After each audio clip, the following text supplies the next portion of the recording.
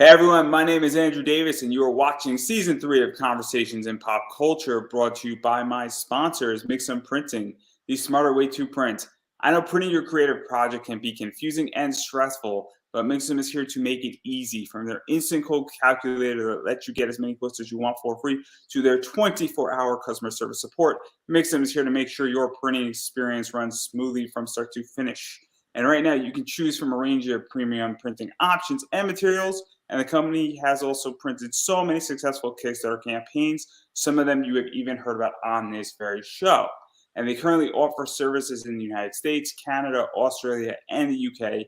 And Mixum can print and reach your audience anywhere in the world. So if you're ready to print smarter, not harder, head over to Mixum.com. And right now, they are running a promotion where listeners of my show can drop my name, Andrew Davis, in the message tab of a current order to get a 5% discount on their first order. So that is mixam.com. Tab, again, my name, Andrew Davis, in the message tab of your current order to receive a 5% discount on your first order. Also, I am sponsored by BCW Supplies. Inflation's hitting. It's expensive to order bags and boards. I think BCW Supplies might even be backlogged till May at this point, but you still need comic supplies. And why don't you save yourself some money by using my code POPANIMECOMICS to get 10% off your entire order? Things are expensive in life, so please save yourself 10% off on all that. And also, I have a Kickstarter that is going on right now. I am fully funded. I got another $17 a few minutes ago by O Kingdom Come, which is a really cool book. Just want to give him a shout out. And that's currently up there. It's ending at 8 o'clock. So I think have like an hour and 10 minutes left on it. So go check that out. Click the link while you're listening to me and my guest, Ben Dunn, speak. So welcome back to the show. Hello. So welcome back to the show. Pleasure to be here. Thank you so much for inviting me. Yeah, no, I am very, very excited because this is the third time I've had you back. And obviously, I've been on a few shows where you've been there. And obviously, this is the third time, as I stated, you being back. And you got a lot going on right now. Obviously, Antarctic Press is slaying dragons in the comic world. But you currently have pretty much the Girls of Ninja High School Volume 1 up in that collection on Kickstarter. And the link, just so everybody knows, is up in the description. So if you're interested in what we hear and talk about, please go actually back that project. But before we get into this Kickstarter, let's catch everybody up on what is Ninja High School for those who have never heard about it for the first time, which I know is very few people who are going to be watching this, hopefully. Well, Ninja High School was a comic that I started in 1985. I actually started doing it in around 86 with the intention of putting out as a 3-issue miniseries for Antarctic Press. It's very manga inspired. I'm a big anime and manga fan. And back in the 80s, there just wasn't a lot available as far as that was concerned. I really loved the Urusei Yatsura by Rumiko Takahashi, and I liked the Project Eiko, and I loved the Japanese, over-the-top gonzo humor that was prevalent in anime at the time. So I decided, you know what, I love this stuff. I'm going to do my own version of it. So I just sat down and started incorporating all the tropes from the anime and manga that I saw and read, and just created my own world. And I called it Ninja High School because there was a show that I watched where, of course, I don't speak any Japanese. And we had to make up titles for the shows that we had no idea what they were called. And one of the shows that I watched had a ninja in it. And he was a teenager. So I thought, we'll call this show Ninja High School. So when I found out the real name of it, I decided to go ahead and take that name and adapt it to my own comic series, and it's been running ever since. Yeah, and we've gone through the entirety of Ninja High School, I think, in our first and also our second interview, so I don't want to rehash all of that. But one of the cool things that's happened in the last few years is that you've gotten the ability to bring back a lot of stuff and republish all the old stuff in collected editions and in nice hardcover editions, along with doing, the swimsuit editions, which I have both of those that you sketched in, which were really cool on Kickstarter. I know you've done a bunch of yearbooks and things of that nature that were funded on Kickstarter as well. And then I know you've done posters and prints and a variety of other things surrounding it. And so, what has this been like? Because obviously, it sort of fosters multiple generations. Because I wasn't born when Ninja High School first came out. I'm 29, and a variety of other people have now come into Ninja High School and been like, "Oh, I love this stuff." And now they get to go both backwards and forward and also get all the stuff because at the same time, a lot of people who might have read the swimsuit editions in 93, they might not have those issues around anymore. And they want to reread that stuff and they want it in their collections. So, what has that been like? Because you've sort of gone both forward and backwards with Ninja High School, and you've also made it collectible, and you also allowed it to be spun across multiple generations.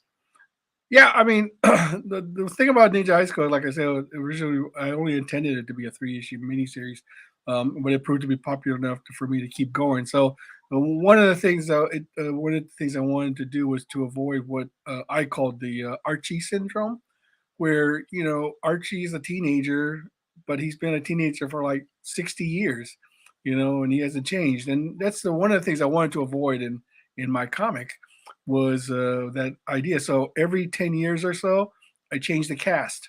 I do a new way. Collecting all the back issues allows people who are not familiar with Ninja High School to see the what other people have done as far as the series is concerned. The whole reason for doing the yearbooks and Girls of and the swimsuit was that back then we were getting a ton of submissions from fans, and we decided that what there got to be a way to use this stuff. So we decided to go ahead and open it up to submissions to allow creators to do their take on the Ninja High School universe. And we are. I'm proud to say that the yearbooks, the Ninja yearbook, is one of the longest running independent anthologies that we've never done. Ran for 21 years. I'm thinking of bringing it back. Same the girls. I mean, we just had a lot of stuff at the time, and we decided to go ahead and give people the opportunity to get published and to get their stuff out and get to play in the sandbox. Yeah, and to even talk a little bit about that, because obviously it is very much anthology oriented. And to even go further, because some of this stuff is really hard to find now. It's also very expensive on eBay. And one of just the perfect examples that there's a cover from the swimsuit edition that is like a $90 book on eBay. And backing the swimsuit edition, and obviously that thing is long gone and long over. And we're talking about your one that's going on right now, but it's this idea that that is significantly cheaper to get all of that. And it's the idea that for people who want to read it and also have that issue collected and have some of that cover artwork in the book, and having that, ability to actually get a physical copy of it. What is that like? Because there is a big graphic novel market and there is a big idea that people want, to actually have the physical item and they don't want to have it digitally, and that having it and having it readily available. It's a big problem. I feel that with certain series that it's impossible to get certain books now. But if you just want to read the story, it's much cheaper to get that. It's much easier. I'll give a great example. That's Marvel. 601 Spider-Man is a very expensive book, but to get that book in a graphic novel is $15. So significantly, there's a big difference. So what is that like for you to also hit that market? Because there's a bunch of people like me who say, I just want to read Ninja High School. As much as I don't really care about the $90 book, I want to read the actual story because I want to Right. escape from sort of the world for an hour. Well, that's just what is very unusual about the American comic book market is that we have a collector's market here. I mean, if you look at any other country who do comics, maybe other than Great Britain, um, Mhm. they don't treat comics as collectibles. They treat comics as reading material, as literature, and they keep them in print as long as people are willing to buy them. And if something goes out of print, it just goes out of print. And there's no real collector's market. So uh, one of the things I wanted to do was to give people the opportunity to not only read the anthologies that we did because they've never been reprinted. We never reprinted them or collected them, and I decided this would be a good opportunity to give people a chance to read the material that was done over the years. And I've been very, very pleased with the response I've been getting with these collections, and I've been getting a lot of positive feedback on being from people who were able to read it for the first time, and just to see the mix. I mean, you mentioned the swimsuit issue. I think that was Mendoza. I think he is the creator of Zombie Tramp. That was like one of his first, probably the first printed work he ever did. You know, That's and cool. That's very expensive. well, that's the thing, is that I want to give young creators a chance, to work on something and get published, because there's a lot of talent out there. Of course, now it's a lot easier. Back then, it was not so easy to get published. You had to go through. It was a much more difficult, but now you can just post your stuff on the internet, and you can have thousands, if not millions, of people read it or watch it. I mean, Webtoons is a good example of that. But there is something visceral about holding a real physical copy of a book, being able to read it, flip through it, and not have to worry about reading it on a computer, where you have to change the size and read it. It's just not the same experience. I mean, I like to give people the choice if they wanted to read it as a PDF or as a electronic file. That's perfectly fine if they're satisfied with that. But I think it's going to be a long time before books are replaced entirely by digital. This is interesting, and I actually am curious because I am a strong believer, at least in comics, and maybe not in reading, because I read on an iPad, like a novel, for instance. I don't think it's the same thing. Where I think novels and digital books and actual, like, reading a novel on your iPad, I think it's a little bit different than a comic book. I think people want an experience with a comic. I think there's a whole different feeling where print is dominating in comics, undeniably. I think with other mediums, with books, like, I think a history book doesn't have the same merit and the same, domination that a comic book has, because there is something about reading a graphic novel in your hand and having a beat up copy of a book. And I don't know about you, but obviously you've done a bunch of cons, and I haven't written anything, but I'm sure somebody's brought you up a beat up copy of a book, and that book has been read, and it's now not, it might not be worth anything, but it's worth something to that person, and they clearly had it for years, and it's a very different experience. And Absolutely. I mean, the reward is in the reading of the book. That's the whole reason for the existence of comics. I mean, that's why I'm not against having comics slabbed, but it sort of defeats the whole purpose of what a comic is. It's like, that Toy Story 2, where the toys were lamenting the fact they would just be behind a case, and he says that oh, we'll never be played by kids or be loved by a child or anything like that. It's the same thing with comics. It just doesn't make much sense to me that if you slap a comic, the whole point of a comic is to be able to read it, and to be able to hold it, and to flip through the pages and to smell it, and to really take a good look at the artwork and the printing and the ads and the letters pages. I mean, it's a whole experience that you can't do if a book is slabbed or if it's on a computer. yeah, I mean, I'm a digital comic reader, but the reason why I'm a digital comic reader is that I love my iPad, and also I have Comixology. Yeah, And it's very convenient. It is also very convenient and cheap. it's complete convenience, and it's also expense, and it's also storage for me at Yeah. this stage, because I am now in the realm where I buy the physical items I love and I need to have. But Mhm. sometimes I want to read a book and a comic book, and I don't know if I'm gonna like it, but if it's on Comixology and I'm Sure. borrowing it, for me it's just easier, because then I don't feel any pressure. Like, I don't know how to explain that I'm not looking, when I'm reading Comixology books, to collect them. I'm looking to read a story, and I'm gonna be very nice, but some stories, not every story is the same. And so if I don't like it after the first issue, I could just drop it because I didn't spend any money. And Right. so it's a little bit different. And also, it's the idea that when there is 300 issues of Captain America, there's no way in hell I'm going to be able to buy all 300 of those issues. But if it's Comixology, I can read all 300. And Yeah, so you can pick and choose whatever one you want, you know, and it's that's one of those things where it's just complete convenience. But I'm also at the stage, and this sort of brings me where I want to go with your Kickstarter.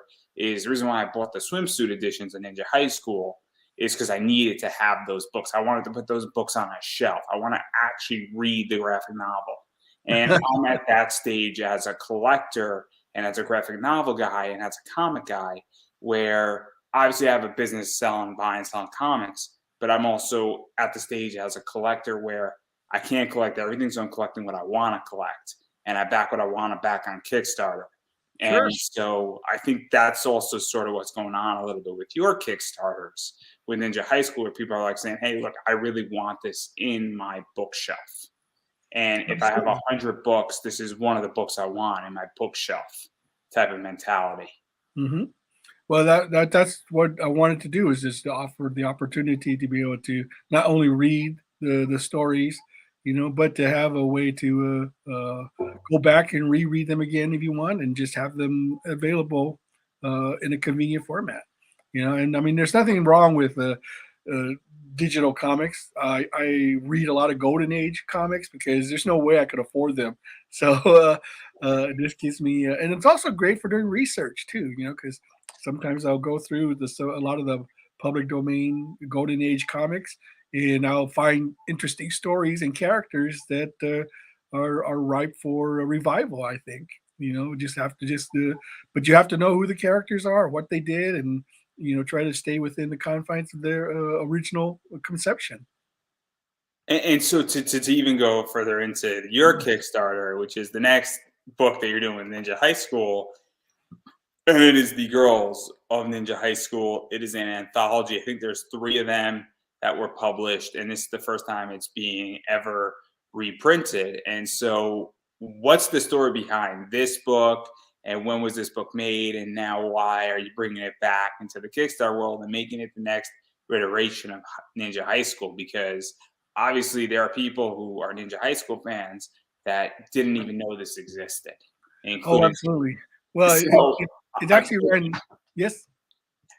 I'm, Hello. I'm guilty that I didn't know it existed. So this is I'll be the Oh, first person no to admit it. problem, no problem. I mean, I'll be the first to admit Ninja High School is not a household name.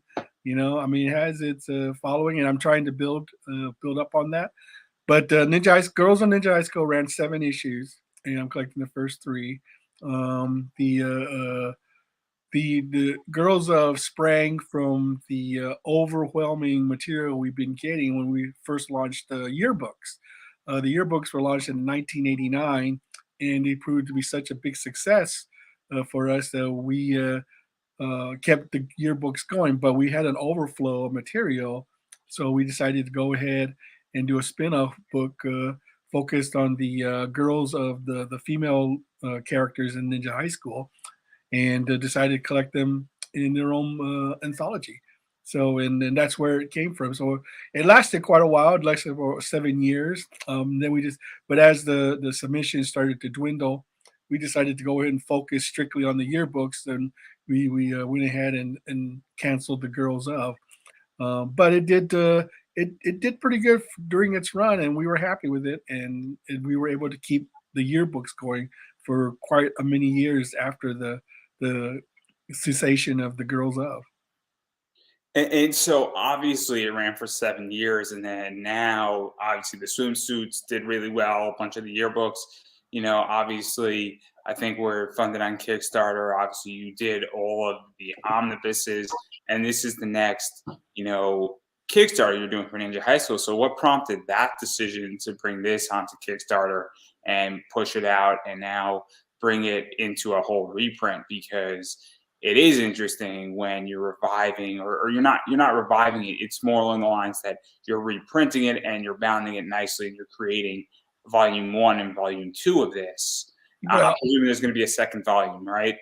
yes, that'll collect the final 4 issues into And one so, what volume. was this like? And really bringing this out, because I think that's super interesting when people say, "Hey, because correct me if I'm wrong, but was this always the plan, or were you waiting to see how the swimsuit editions did well, and then this has done well, and then now you're moving on to pretty much the whole back library of everything that wasn't already done?" Well, that's the thing, is that I had a lot of positive reception for the yearbooks and the swimsuit. So it was only natural to do the girls of, and I had a lot of people asking me about it, saying when I was going to collect it, and I decided that it was about time to do it because, like I said, I did the yearbooks, I did the swimsuit, and the girls were the next. So it's sort of a progression, and it just seemed like the natural next step as far as collecting all the various Ninja High School products. Yeah, and obviously the people who love Ninja High School really love this stuff and are very probably excited for it. And I think this is, and correct me if I'm wrong, but out of, I think, because I backed the first swimsuit edition and I backed the second one, and then this is sort of the third book that um, out of money. So I apologize. I just back Catch It One, everybody. Okay, yeah, I had to make a choice. It was a tough choice. It really was. But I think this book so far is beating both swimsuit editions as far as the money that's been raised.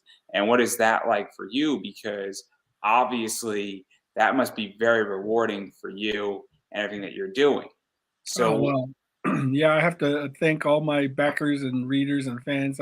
It is overwhelming to see that there's still people out there who remember the series, who's willing to support it, and it's just something that I'm very proud of, and I'm very happy, and it's just I can't thank them enough. It's just amazing that there are people out there still remember the series, still support it, still love it, and I'm just trying to do what I can to satisfy them, and that's my job, really. I'm here to entertain. I'm here to create stories that people will love and create characters that people will like, and hopefully I'll be able to keep doing that. And this allows me to keep doing that. and even to go further, because one of the things about Kickstarter that's very important, obviously, I am about to wrap up my first one. So I don't really have much of a data point, but when I go off my second, my third, my fourth, one of the things that you want in Kickstarter, and I think it's a problem that a lot of people fall into, and I could be completely wrong talking out of my ass here, but you want to be growing as a Kickstarter, where if you do 4,000 in your first one, you want to do 5,000 the next one, or 6,000 to 8,000 to 9,000. And so, what is that like? Because that's a sign that an individual is growing, their fan Well, base is growing, their company's growing, and it's very it is. important. It is. The thing is, the old saying goes, "The journey of 1,000 miles starts with the first step," and you're taking the first step. I mean, this may be your first campaign, and it did well. You have it fully funded. You're really willing to go. Now, the important thing, and a lot of people seem to, a lot of creators who are on. I don't know if you know Niobe Comics by any chance. I love Niobe. Bring him in here. But Continue. I'm sorry. Continue. no problem, no problem. The important thing is fulfillment. Okay, the worst thing you can do as a first time creator is not fulfill your campaign. Okay, and that is the more I think what it is that you're building trust with your campaign. People are beginning. They don't know who you are. They don't know what kind of person you are, and all they can go by is your campaign. And now it's important that you communicate with them. Of course, you want to treat each and every backer as an individual, and the worst thing you can do is to ignore them or to blow them off or to insult them. And so once you fulfill your campaign, then people can say they can think, well, I can trust this creator. So your next campaign you do, they'll be more willing to back it, and they'll be able to tell their friends, and say, hey, back this guy because he's somebody we can trust. And then you do the second one and you fulfill it. Then the third one, more people will be able to trust you as a creator as well. I mean, the whole thing is built on trust. If you really want the truth, I It, mean, it, it- it's trust, and I think it's your name in a lot of ways as well, where it's the idea that, in this business, you have delivery, you fulfill, and it's also your name. Can you deliver what you say you're going to deliver? You know, well, and that's a big thing where, I mean, it I'm is. not to be very honest, I've been doing my podcast this is my third year in. And, obviously I said that I'm not going to go and I'm not going to go start another Kickstarter until every person who backed a spot on my Kickstarter is scheduled. Not necessarily because somebody might have a Kickstarter they want to be interviewed for in October. I'm not going to wait till October per se, or I may, I don't know yet, but I'm going to wait till everybody's at least scheduled. I'm going to make sure everybody gets taken care of in that realm, which I think is very important because I know, and I don't know how many Kickstarters you've backed, but it's a real problem when you're waiting a year or 2 years or 4 years or 5 years for a book. Well, I mean, I mean, the thing about it is that a lot of people don't realize that Kickstarter was originally intended to fund projects, not as a store to buy, projects. The intent was that, hey, I got this idea. I'm going to try to get people to convince people to fund the idea so that I can get it to completion. If it takes a year to complete, then it takes a year to complete. But the thing about it is that, there's a space where you can tell people how long it's going to take if you just have to be honest with them. I know people have a lot of patience, okay? And if you update, you communicate, you tell people what's going on, let them know that you haven't forgotten them, they're willing to tolerate a lot, and especially if it's a project they really, really believe in, But I think a lot of people have lost sight of what Kickstarter really was all about, and Indiegogo is about, is that it was about funding project, finding the money to fund a project, not a storefront, just to buy stuff. I mean, you can go to Amazon for that. So, the whole idea is to back creators that you believed in. Yeah, I think that there's a real issue with that where there's a big division between those two things, and it's now tricky because it's also now big business is very much involved in Kickstarter where people are doing 30, 40, 50, $100,000 campaigns. That is a small business now. It is now, and look, there's nothing wrong. I'm a capitalist. Don't get me wrong, everybody, but it's also evolved past, I think, what Kickstarter's initial idea was. And that's good and bad in a lot of ways. And I might get flack for saying this, but I want things to grow. And I'm glad people are doing well. Obviously Naomi's in and he's killing it with that comic. When you're doing almost 25,000 and then hopefully the next one's going to do 30, it's this idea that that's good. And I'm excited and I want that to happen. But at the same time, that's a small business now. Well, absolutely. Well, I mean, yeah. You bring up a good point where to me, Kickstarter and crowdfunding in general is the ultimate expression of capitalism, because you are putting out a product that you hope people will buy, okay, who will fund you, and it's all dependent on how you can convince them to be able to come to your project and to go ahead and back it. Okay, that's the biggest trick is, and if you do well, then people like your project, they're willing to back you. If you don't, then you have to go back and say, well, what did I do wrong? What did I miss? What was it about this project that didn't hit? I mean, you have to do a lot of self-reflection. You can't just simply, if you have a failure, and that's the thing, is that I've had Kickstarter failure, so it's not like I haven't learned from some of those mistakes. The important thing is to learn from those mistakes and try to do better next time. And that's what hopefully will happen. Especially for first-time creators who are this. I mean, the thing about it is that when you're on Kickstarter, you have to wear a lot of hats. Okay, you're the creator, you're the promoter, you're the distributor, and you are the PR man. You have to do all those things, and some creators are not really that good at it, to be honest. I mean, all they want to do is just sit down and draw, whatever they want to draw. They don't have to want to deal with, the public at large, or to have to do the mundane things of packing and shipping and going to the post office and doing constant updates and things like that. I think for a lot of creators, especially first one, all they really see are the dollar signs. They see people doing well, but there's a reason why these creators who are doing well make that kind of money, because they built, like I said, the trust between them and their backers.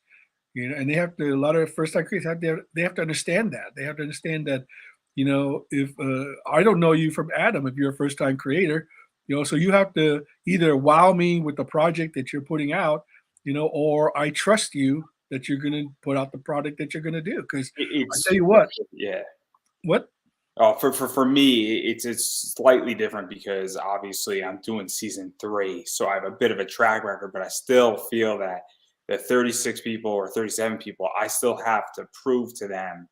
And right now, and there are people who I don't know who have backed my project, and I have to prove to them that there's a reason why you backed my project. There's a reason Absolutely. why you backed my podcast, and I need to bring the value. And I completely understand that. I think it's very important for people to understand that in order to get me involved, a lot of times with people's Kickstarters, I know the person or I've interviewed them.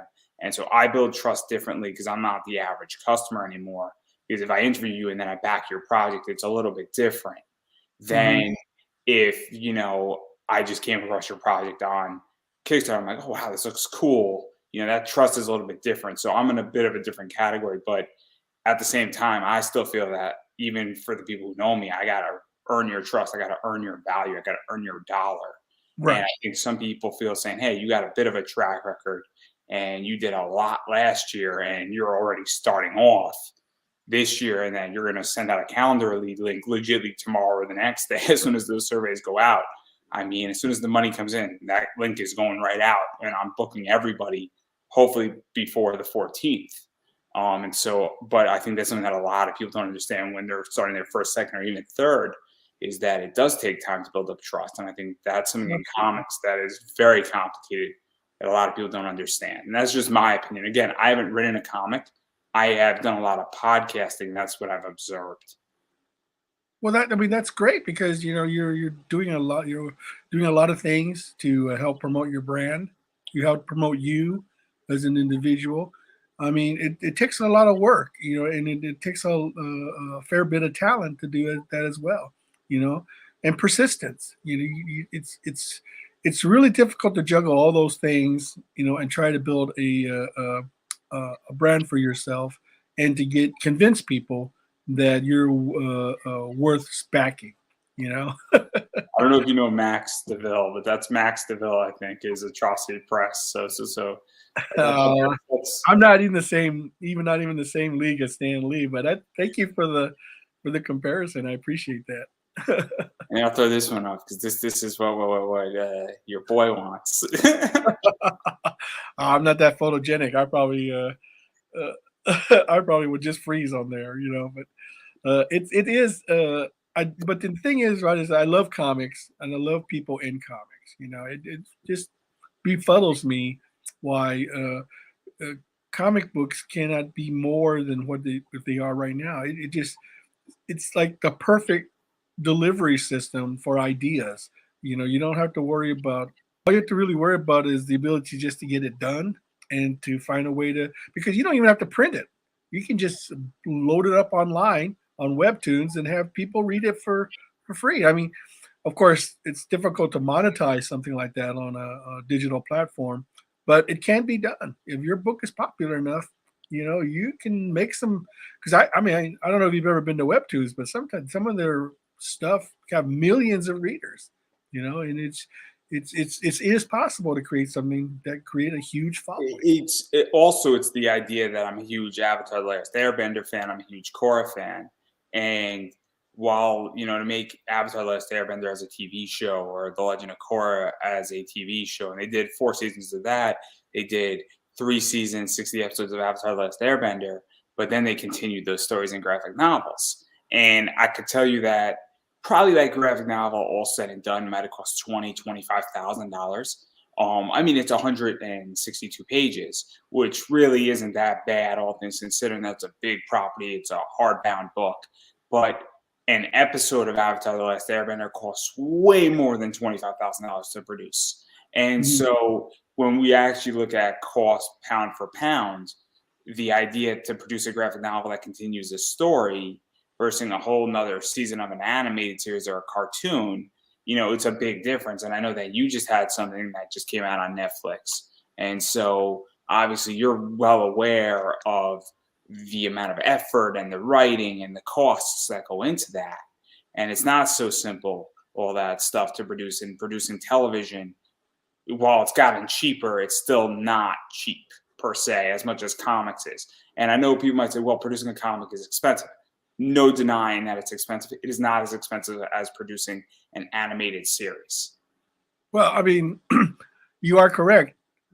Everything costs money. There's no doubt about that.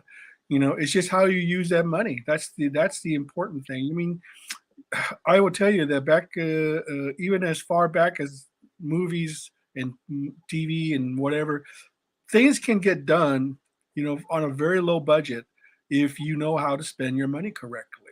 And that's the thing, is that most creators are really not that good at handling money. I myself included, to be honest. But the fact of the matter is that if you're team up with somebody who can handle it, anything can be done. You just got to set your mind to it. You've got to find the people who can do it, or do it yourself, or teach yourself, or do the things because the biggest aspect of any successful creator is just to create. Okay, you got to get your stuff out there. You cannot let it sit and languish in your mind, or just say to yourself, you know what, I don't really feel like drawing today. I mean, yeah, I'm not saying you should draw, every day, but you really should. You should sit down and you should draw every day, or create something every day. Even if it's only 1 hour a day or 2 hours a day, you need to just get something done every day. And you'll find that as the days go by, you've accomplished something, greater and greater and bigger and bigger. If you decide not to do it, then it's never going to get done. No one's going to, do it for you, unless you have the money or the will or the where for to get it done. It's really, that's what it comes down. That's the fundamental thing about any successful IP or creation, is that someone decided to, you know what, I'm going to sit down and I'm going to get this done. Well, I was just challenged to something, so this is going to be very, very interesting. I'm not too sure the rules of combat on this one, but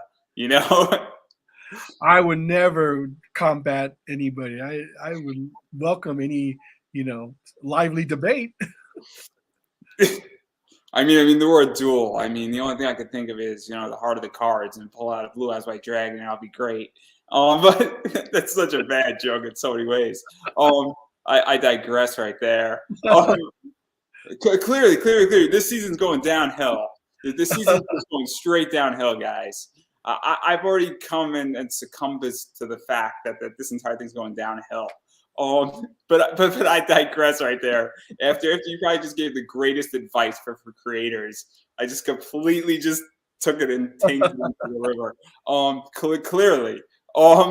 But I do want to obviously get back into the Girls of Ninja High School and go through a little bit of the rewards before we get into the Niobe portion of this interview.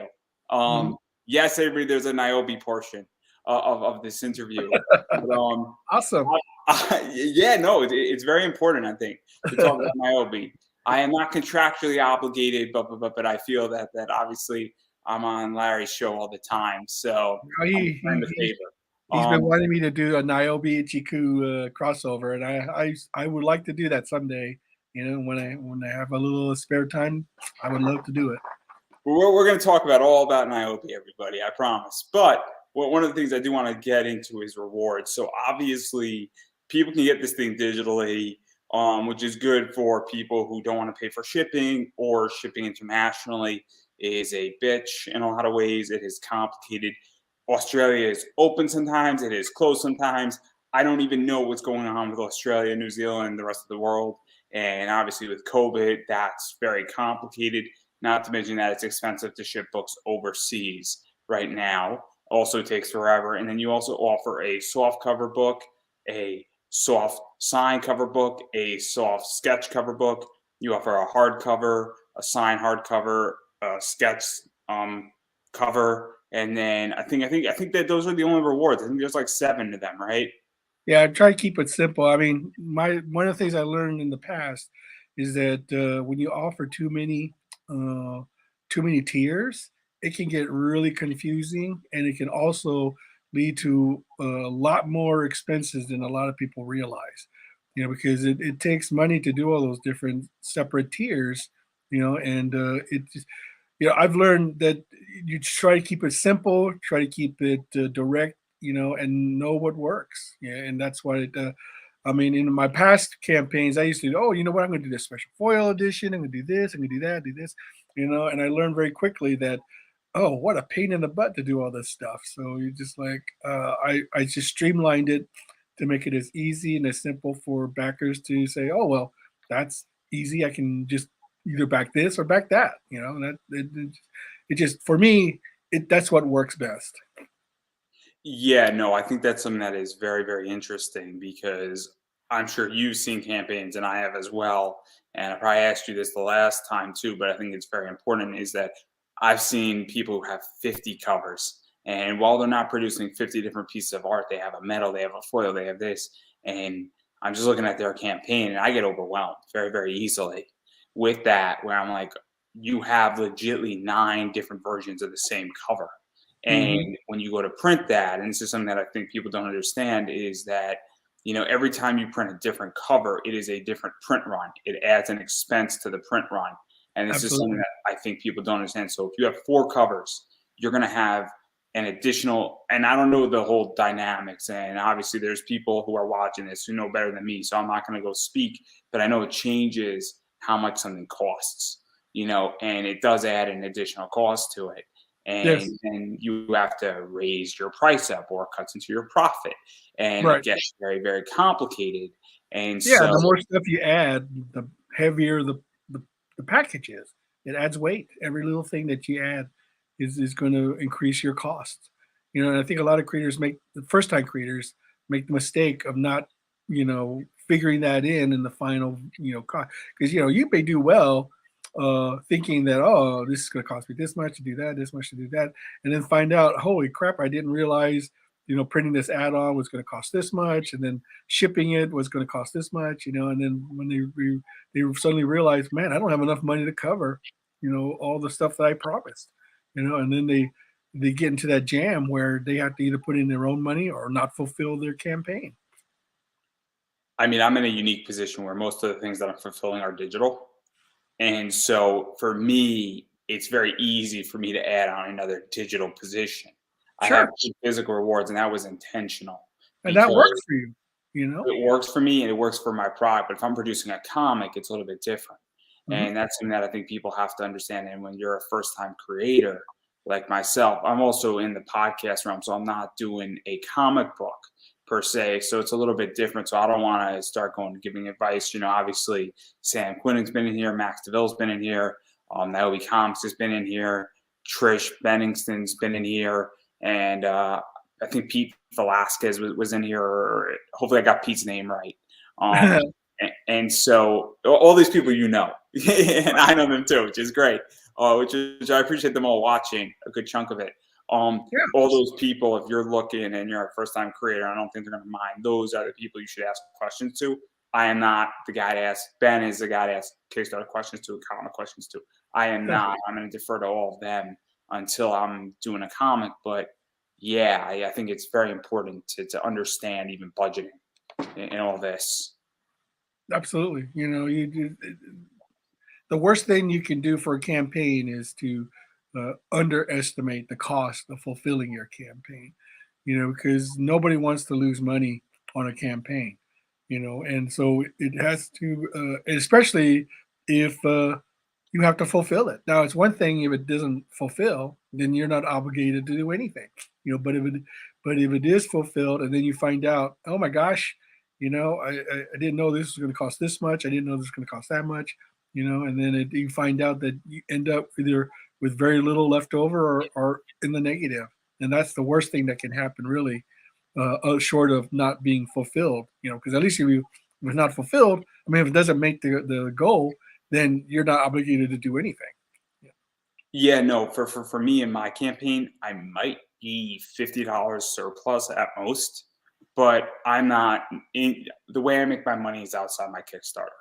Where the way I make money is not within Kickstarter, but Kickstarter, it basically covers all my expenses for the year. And so when I'm kickstarting something, it's not a money opportunity. It keeps me in the game because there's other avenues that I make money in. Well, And maybe there's and the thing is that that's all different. every project that you do adds to your library. Okay, that's the thing. Because eventually, okay, you're going to build up enough material where you can go ahead and offer it again. I mean, I always look at it as that there are like what 3 billion people in the world, so that's a potential. 7 billion, but three is What? good enough. 7 billion, is that what the population is now in the world? That's 7 billion potential readers. And that's the way I look at it. So there's just no way that everybody in the world has read your book. And so once you get a project done, it's yours forever. You can use it over and over and over again, and the potential to finding new readers is almost unlimited. You just gotta convince the. I mean, all the material I've done over the last 30 years on stuff like that, I'm using again. Because I know that people who read Ninja High School back in the 80s, I mean, they're like me, like 40 or 50 years old. So all the people who are now in the reading age, they probably never heard of Ninja High School. So there's a potential huge new generation of readers that might be interested in following the adventures of Jeremy Feeple and Ichiku and Azrael and all the other Ninja High School characters that have appeared. And hopefully they'll enjoy it, and become new readers. Yeah. And let's even talk about that because obviously this is being kickstarted and this is happening. This is out of all the Ninja High School stuff that I think has been out on Kickstarter. This is doing the best out of the bunch from what I've seen. And obviously, what people, and just to go further into this, Ninja High School is in previews now. And I get my comics every month from Midtown, and I order it online and I order in previews and all that stuff. And I see Ninja High School, in previews. And so the story is continuing. And so this stuff has some relevance, and I don't know the whole story about how everything fits in, but that's something that I think people need to also understand is that when you're reading the swimsuit edition stuff, when you're reading the Girls in Ninja High School, when you're going backwards and reading the yearbooks, all this stuff really builds onto the world of Ninja High School. And so what is that like that the story is continuing and that, this is 35 years plus now of Ninja High School, and I think we're in our 35th year, or is the 35th anniversary? 30 years. It's 30. Oh, wow. I'm getting ahead of myself. No problem. Yeah. So, but the thing is that I love the characters. I love Ninja. The only reason that it even stopped to begin with was back in the early 2000s. Diamond had instituted a bare minimum sales policy, and Ninja High School wasn't meeting that threshold. So the company decided to go ahead and pull the book. It was also at a time where I was just married and doing my own thing and moved and stuff like that. I decided to strike out on my own to do things on my own. But Ninja High School has always been in my heart. I've been always trying to promote it whenever I could. And then finally, AP told me that Diamond had lifted their minimum threshold policy. So I decided, well, I'm going to jump right in. Do a new version of Ninja High School with new characters, new storylines, and see how far that takes me. And but the thing is, I always have, I have the history of Ninja High School behind me. I've got, 180 plus issues plus everything else that has come. So I've built a huge universe for myself, one issue at a time. And that's the way to do it. It's just to do your series one issue at a time. Just get it done. Just get it done. Yeah, I think that's something that people need to understand is that you don't need to build Rome in a day. And again, there's a bunch of people watching who legitimately have done just that and are doing just that and building it piece by piece by piece. And Mhm. so obviously, if you just Google Ninja High School, everybody, whether it'll pop up on Kickstarter, you go into your local comic shop. I don't have the preview number for Ninja High School for people to order the next batch of that. I know I came ill prepared. It's all right. You can go to any comic book store and ask the retailer, and I'm sure he'll be happy to order it for you. And if they don't, find a new comic shop.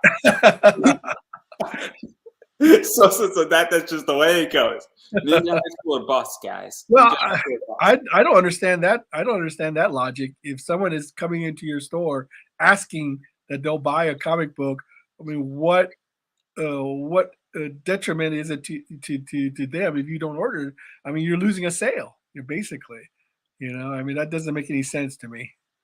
I've seen it once, and I've only seen it once, and it was a very weird experience that somebody wouldn't order a book. But I don't go to that shop anymore for a good reason, and let's just say people sometimes get a little too political on certain books, and it's unfortunate. Where it's a comic book, it's not going to kill you. So I'm going to say, unless you cut somebody's throat with the paper, and then it's like a paper cut. But anyway, I'm just saying. They always say you are what you read.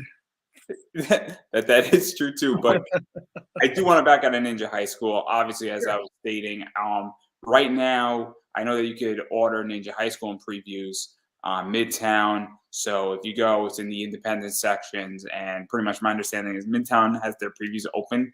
I think till like the 20th or like the 19th or something like that. So you got plenty of time. You have pretty much 2/3 of the month to order your comics. And I do want to talk about what Antarctic Press does, though, and this is the Niobe section of the interview. And obviously, Niobe is sort of the new book that Antarctic Press has picked up. And it's in Exciting Comics. And then obviously, Previews is coming out with Niobe. And I got some cool photos. Obviously, this is one of them. I think this is Justin Hunt's cover. I think this is Courtney's cover. And then this is Matthew Whedon's cover, or Weldon's cover. I don't know how to say his name. And in order to get this one, Right. you have to order 20 of, I think, this one to get that one. And it's like a 1 in 20 incentive variant. And so what is this like to bring Niobe? Obviously, Larry has explained the story a bunch of times, but I know that it's been a long road for Niobe to get into Antarctic Press. I know you are a big part of bringing it in, and even to bring in an indie title from Kickstarter that's really doing well on Kickstarter, and then bring that onto a shelf in a comic store. Because sorry to reiterate and go on for a little bit long, 20 seconds more, I promise everybody. But people won't go and back books on Kickstarter, but they'll buy a book in a comic shop. And some people will only buy things on Kickstarter. So what is that like to sort of bridge that gap and solve that problem? Well, I mean, to Larry's credit, he's a great talent. He was very persistent. He showed me Niobe, and I really liked it. It took some convincing for the other guys, but the AP guys have always been a little hesitant to take on new things because they're always very skeptical about everything. But I love creators, and always love the opportunity. See, that's the thing, is that he wrote to me, I wrote back to him. We communicated. He showed me his stuff. I really liked it, and that's one of the reasons why I created the various anthology titles like Exciting, Jungle, Planet, and Horror Comics and things like that, because I knew that there were going to be series or books that AP weren't willing to take a chance on as a standalone, but would be willing to take a chance if it was part of an overall anthology. So we decided to give, and that's what a lot of comics used to do. I mean, if you go back to the Golden Age, that's all they did. They did anthology. Those were all anthology comic books. They had various stories. They had various all sorts of introducing new characters and things like that. And I thought I'd bring that back. When I first proposed the idea of the anthologies to the AP, they told me up front, anthologies, they don't sell. Nobody's doing anthologies anymore. And I said, well, I think we need to bring that back because not only does it give people a variety of stories that they can try out, it gives us the ability and the flexibility to give new creators an opportunity to get their stuff in the comic stores and try out, uh, to try out new ideas. And if a creator wants to keep doing it and he's proven himself, in a book like Exciting or Planet or Horror or Jungle Comics, then we might be able to uh, uh, take the chance of giving him or her own the series that they desire, because they've proven they can do it. They've proven to be reliable. They've proven to be professional. They've proven to be people that we can work with. I also like we also accept Kickstarter projects that have already been funded. We love the stories and comics that have already been who are pretty much been already created, already done, ready to go. So if a creator decides, what, I want to see if I can get into comic stores, this is a perfect venue to try it out. To see if it's the kind of material that will hit with comic book store audiences. And then Let's even talk a little bit about that, because obviously one of the things that is a problem, and I think it's a problem in all comics, is that you go out there and then you get into a company that's either distributing it for you, or you have a deal with them, or you're in an anthology, and then they say, hey, we're going to publish your thing over the course of 4 issues. So Exciting Comics 17, 18, 19, 20, and then but it's not done, and then you can't deliver. I mean, that's something that is a big problem, because that disappoints the fans. It puts the company in a weird position, and all of a sudden you have 2 issues, and then you have 2 more issues or 2 more parts of the story you got to tell, and they're not done. But it's time to publish the book. That could screw up an entire book. It can confuse fans, and so I yeah, think it's important. that is true. That is true. But anthology also gives you the flexibility to be able to juggle things around, if needed. If a creator needs more time to do something, then, well, we'll just say it'll come next issue or whatever. And the important thing is that it's we just try to do as much as we can, with what we have, and that's and Larry's a good example of that. He proved to be not only a talented creator, but he's a good self promoter. He made sure people knew that his story was going to be in Exciting Comics, and that's really a lot of things that, I mean, that is one thing that a lot of creators don't have a handle on, is self promotion. That's really important. If in And I know not every creator is good at it. Larry just happens to be very talented at being able to promote his work. But and that's the thing, is that creators, they have to have faith in the stuff that they're doing and be able to sell it. And that's because in the end, that's really what it comes down to. You want to convince people to buy your book. Because otherwise, what's really the point of doing it, other than just because you want to do it? No. I agree, and obviously Larry pushes hard. He really does in a lot of ways, and that's why I respect Larry for pushing hard. And obviously Larry does a lot of Me too. streaming and things of that nature. And it's also the idea, and Larry's a great example for everybody out there, that you got to let people know. Now you don't have to. There is a point, and this is not what Larry does, but I need to say it anyway, where somebody could keep shoving it down. So I'll give an example of what not to do. If I have nothing to do with your book and I am not a close enough friend to you, do not tag me on a Facebook post that has nothing to do with me if I don't know you. Okay, that is a violation of my trust. Now, if Larry or Sam Quinnen, and I don't know if Sam's still watching, tags me when he's launching his Kickstarter, or tags me once a week, I'm close enough with those people to do that. But if somebody randomly does it and they're just trying to sell their book and they tag me every single day on a post, that's now crossing the line and shoving it down my throat. And there's a difference between those two things. And Larry, just to make this crystal clear, didn't do that. I need to make that clear. So I'm glad. See, they're all still watching. I don't know who's watching, guys. So not trying to throw anybody under the bus, but that's a perfect example of there's a right way how to promote, and there is a bad way how to promote. And I think that's something that creators also need to know how to do. Yeah, I mean, I agree with you. I mean, you have to respect boundaries. You have to, and there's a correct way to promote it, and there's an incorrect way to promote it. You just got to know the difference between the two. But the thing is that really, if you want people to be aware of your project, you're gonna have to go out and pound the pavement, so to speak, and get people to be aware of what you're doing. You know? And then even going further, obviously April is when Niobe's coming out, and hopefully I got this code right. For the Justin Hunt cover, it's February 221211 is for that one, and then the other one for the Courtney Rose, it's Feb 221212. Obviously, if you go to your comic shop with those two codes, I think you got to the 18th in your local comic shop. So obviously those two codes are picking up preview orders, or I'm sure that if you just go to your comic shop, say, hey, I want a copy of Niobe. Can you hook me up? And then if this shop says, hey, we got, we're ordering 20 of them, I'm sure that maybe you could sort of catch in there and, obviously sort of sneak one in where you might be able to get that 1 in 20 variant or the incentive, or I don't know what it's exactly called.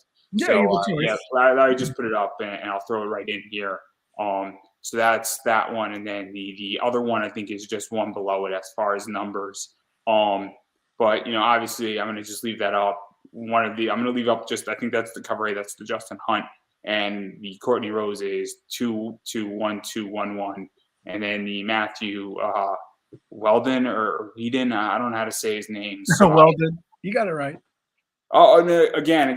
I'm just making it crystal clear. That's that one. But if you just remember one of these codes, I'm sure your comic shop will more than happily figure it out for you if you want this book, or you could do what I did, which is just order straight off Midtown Comics, because this way you don't have to deal with any codes, and it's easiest for me. And so that's just what's going on with that. So a lot of cool stuff's going on. I'm sure that I'm going to get you and Larry on in April. We're putting it on the books now. I'm just letting you know it's going to be a duel. I don't know if he means a duel as in both you on screen, or if we're going to go to New Jersey and settle it that way, or if we're all going to get Yu-Gi-Oh decks and We should all be in San Diego. We could do it there too. Absolutely.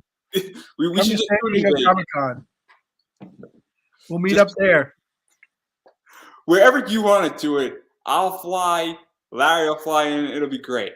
But anyhow, absolutely. I believe this is what he meant. See, this is how I think. Everybody, clearly, I was off base here. Clearly, clearly, I was off base. But I think AP they just recently told me that I think that San Diego will be on this year. So hopefully, it'll be. I think it's going to be a big one, because it was shut down for 2 years. So I think people are ready to go back. Yeah, I think it's going to be a very interesting year with comics, and I'm curious how you feel about everything and where you think it's going, because obviously I'm waiting till summer to deal with cons. Both on an economic level for myself and just stabilizing my economics. But on top of all of that, I also would prefer to go out in warmer weather. I also think cons are better. I also think people just generally are nicer in the summer than in the winter, from my personal experience. And I have no proof of that. But yeah, going to a con when it's 20 degrees outside is not fun. Well, I agree with you there on that. But fortunately, San Diego is in the summer, so we shouldn't have too much of a problem. As far as comics are concerned, I think as an art form and I think it's going to be a long time before comics are gone forever. And as long as people are willing to do it and people are willing to buy it, it's going to be around for a long time. Now, whether traditional publishers will be around, that's a bigger question. because if you really think about it, there's really no need to be a publisher other than for your own stuff, because you can get your own stuff printed, distribute it. You can do direct sales. You can do. You don't have to go through comic stores anymore. Um, the cost of printing, I mean, you can has gone tremendously down. So you can print. It used to be when we were printing comics back in the 80s and 90s, you had to print like 3,000 copies minimum, for a printer to even, consider printing your book. Now you can find printers who will do one copy, and as many copies as you want. Yeah, and so the options are are great. I'm the only reason that the thing about Antarctic Press is that we know that what's coming down the pike as far as how things are going to go. I mean, well, we can't predict the future, of course, but um, there are signs that we can see. I mean, the fact that Diamond lost Marvel and DC, that's a big deal, Well, so and to even talk about that, because obviously I see signs as well, where I'm a big Zenescope fan, and prior to Diamond and around the time they started offering Diamond cover incentives, Zenescope did, and I don't know if it was coincidental. I don't know if it was just a marketing ploy, but it seemed all coincidental that all of a sudden there's an incentive for a shop to order a certain amount of books to get a bonus book or a particular 400 or 350 print run. And I'm starting to see signs where it's almost like I don't know, and also companies like Second Sight Publishing and Belmont or Behemoth, I forget how it's pronounced, it is popping up, and a variety of other things are popping up now. And it almost seems to me that we're going to have the rise of the imprint, but it's not an imprint, rise of third tier publishing companies that are then going to become second tier, and that collectively might be a real challenge to Diamond in a lot of ways, because again, printing has come down. And so I'm curious how you see it all, because the way I see it, because I'm on the investing side of this trade, well, so I view it differently. um, Diamond is a big company. I mean, they do more than just distributed comics. They do other things as well. Um, the loss of Marvel and DC, I'm sure, was not an easy hit to take. I don't know what their future plans are. The thing about it is that Diamond really is the only major comic distributor of independence. I mean, we have other comic distributors who do the Marvels and DCs, but so I don't know what their plans are. It would, as far as the thing, but we have to be prepared. You know, we hope that Diamond will be around for a long time. Because we want to still service comic book stores and be able to have them available to the general public. But at the same time, it's better to be prepared for the worst. And decide, well, what we're going to do. Should we just go straight to only crowdfunding? Should we just do Patreon? Should we do other things? Should we just go all digital? Those are questions we have to ask ourselves as far as, I mean, there's also talk of doing NFTs, things like that. So there's a brave new world out there as far as comics are concerned, and it really all just depends to what how the direction of the industry will go. I we like to be prepared. We like to be able to keep our options open. Now, there's a possibility that things go south and we may have to shut the whole thing down. You never know. That's always a possibility. I would not like to see that happen. And we'll do everything in our power to make sure that we can keep our doors open. But it's just one of those things that you really can't predict. You can only prepare. So I'm a hopefully, strong believer that I don't think comics as an industry are going to be shut down. I think they're going to evolve. I think that there's also, and I'm very open about what I think. I think the U.S. economy is going to take a hit in the next 6 to 9 months. I think it's going to be a lot less than what people are anticipating, but I do think things are going to be a little bit rough. I'm very honest, but I don't think, and I think companies that are smart and understand what they're doing are going to be able to survive. And I think comics are going to take a temporary hit. I really do. And I but disagree. I think comics will survive very easily because it's a very quick and convenient form of entertainment. You can, like you say, like you do, you can read comics online. Um, you can also get them sent directly to you.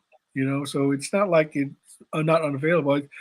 It's just a matter of so the value. what I mean is that I don't think it's going to be like they're going to die. I think it's going to be very much that people are going to say, look, I Well, need used to get I, 20 titles and I'm pulling down to 10, and then in well, about a I think year it's it's going to perceived take off. value. I think it's perceived value. Okay, if so you're spending $4 to $5 for a typical Marvel and DC book. How many pages of entertainment are you actually getting?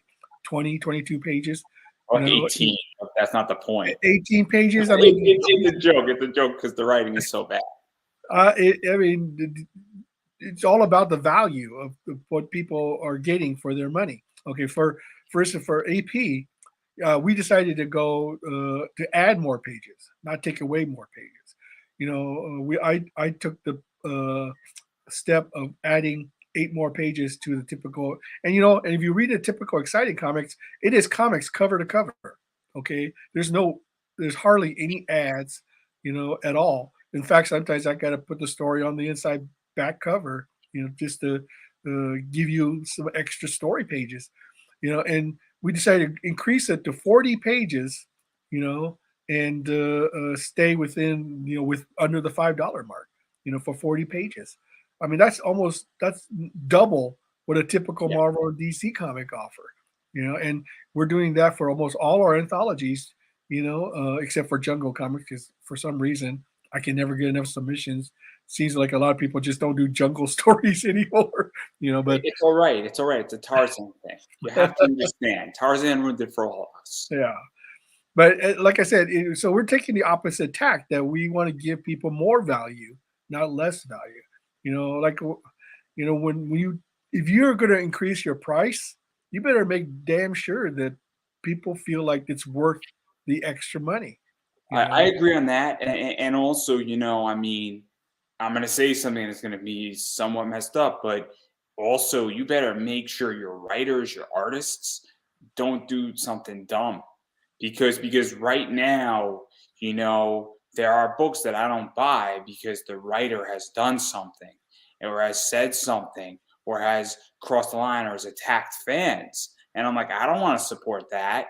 And so that's another thing where even if you're not changing your price or what you're bringing, if your writer has gone out and attacked fans, I'm like, I'm out.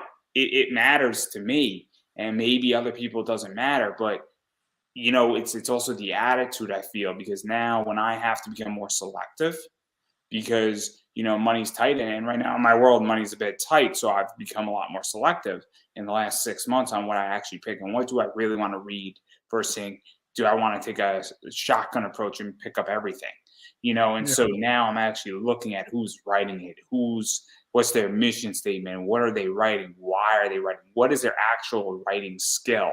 And so now there's all these barometers that actually, when I pick a book I want to read, and physically in particular, because I also have storage issues. And I think that's what I mean, where I think, the US is about to be hit economically. And I think it's going to force people to really assess what they want. And I think that's a good thing, because I think that well, means that you have to earn my dollar. right. I mean, I agree with you totally. I mean, uh, AP has always had the policy that really don't say anything. The internet is forever. So don't don't say anything to alienate your customer. But we can't control the behavior of our creators. We try very hard to separate the artist from the creation. You know, um, but uh, if it turns out to So be more trouble than it's I'll make a worth, statement. So I don't view your artists representing your company per se. mm, But I do that if a writer says something that's racist, right? I view that connected with their book. So I oh, don't view it as an AP position.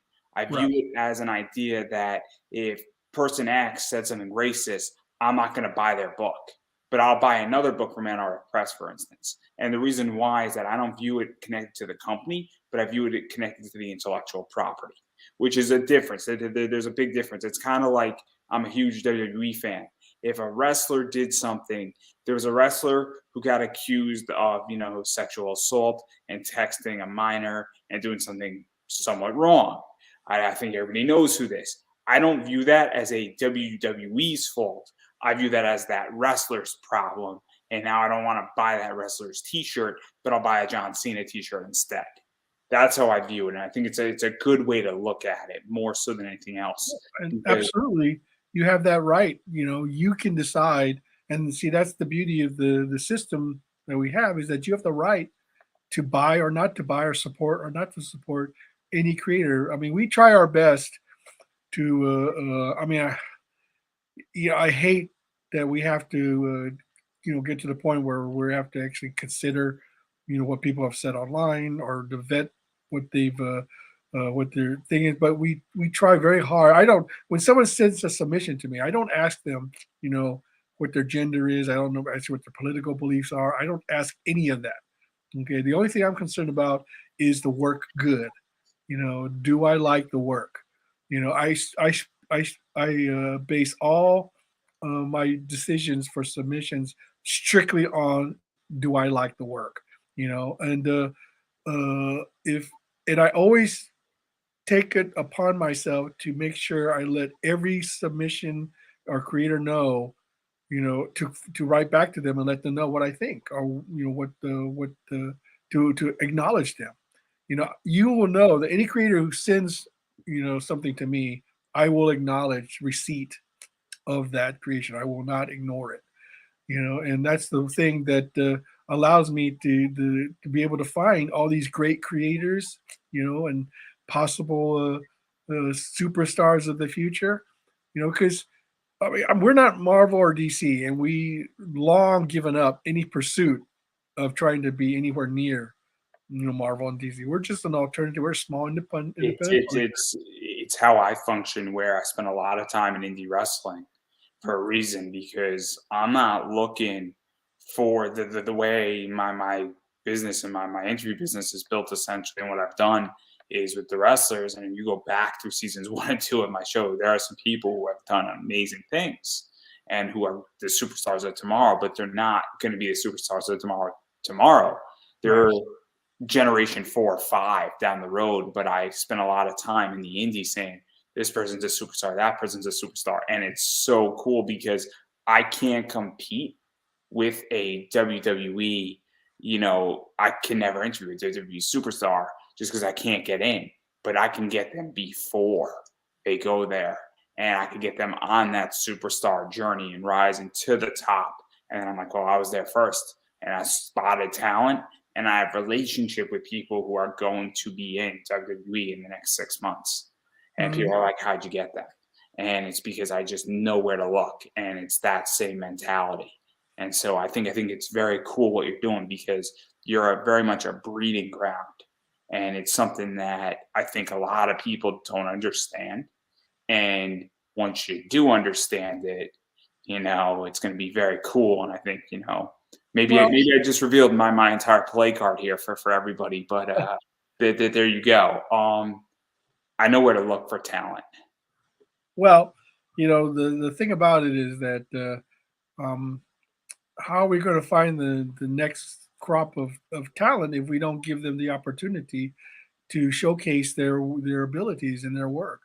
It is different now. Okay, I will grant you that because of crowdfunding, because of the internet, and because of the digital sphere, anybody. It's just like YouTube itself.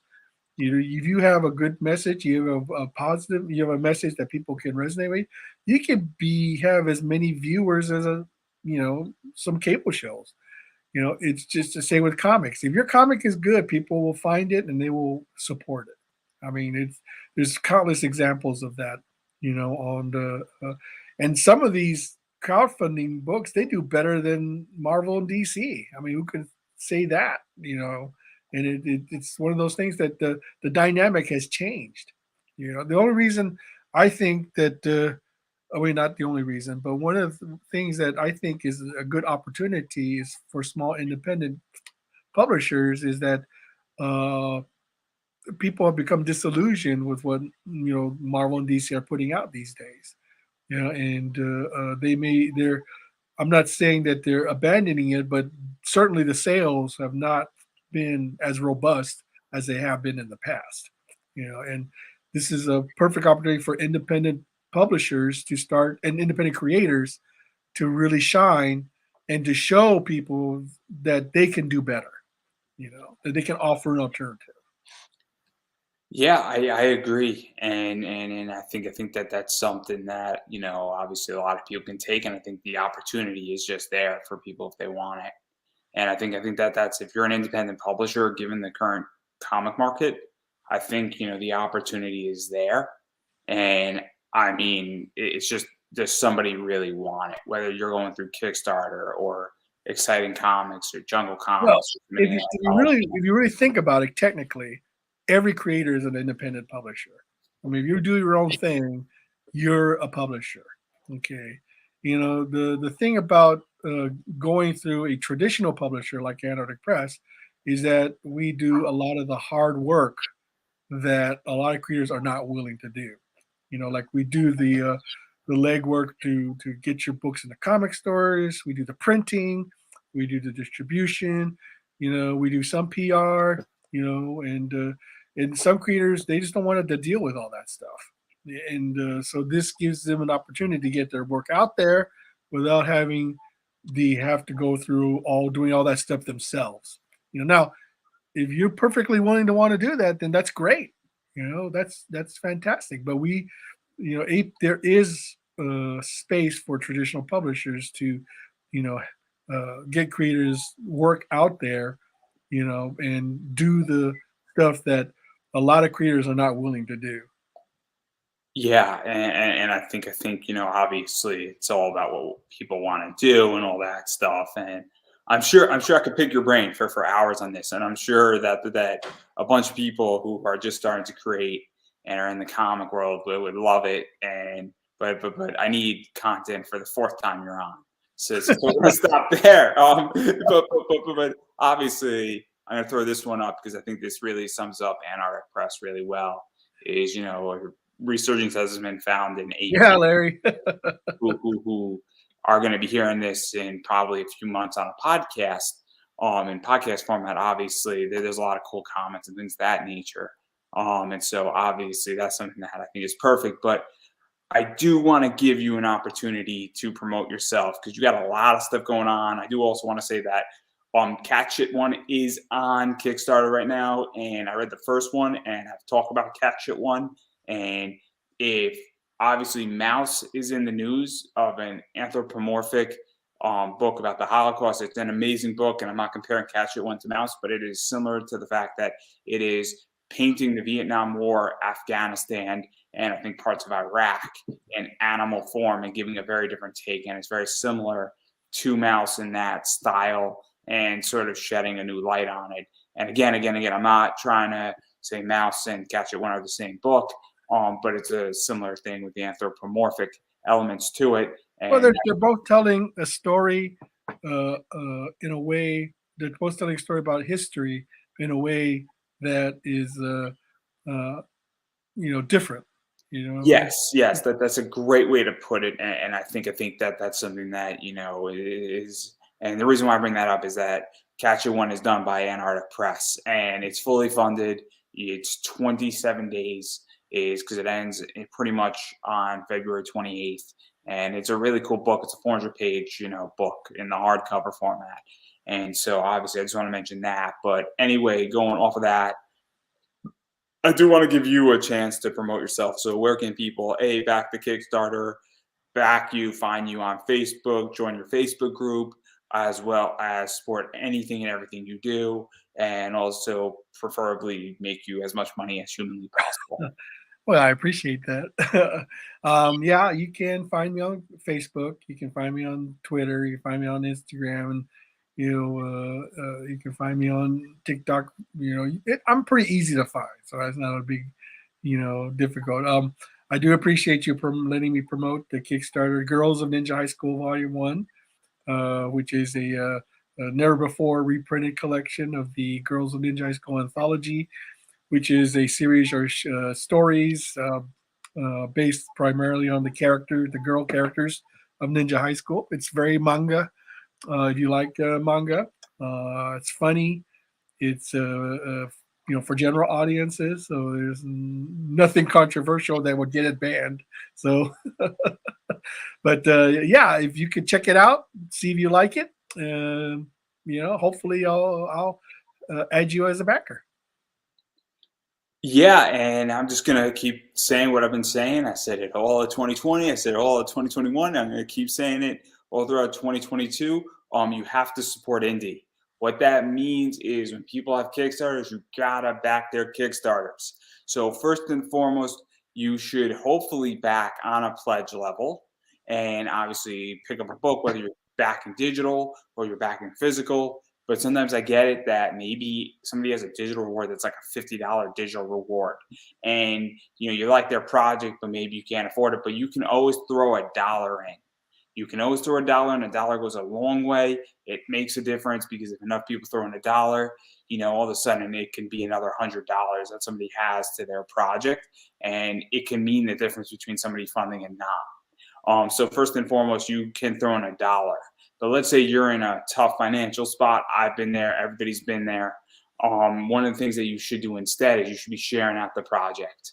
I just had somebody actually drop on a pledge. I don't know what happened, and it's a weird circumstance, and I hope the person's doing all right. But if they dropped out, what they could do technically that'd be beyond helpful is actually share out my project. That is just as valuable as what they dropped out on. And I'm not trying to shame them or anything like that, but also the point I'm trying to get across is sharing out a project on Facebook, Twitter, Instagram, mentioning it in your story, doing something on TikTok with it goes a long way because you don't know who's watching. You don't know who's going to know it. No, you don't know who's going to see it. And it can very well also make the difference between somebody backing it and not backing it.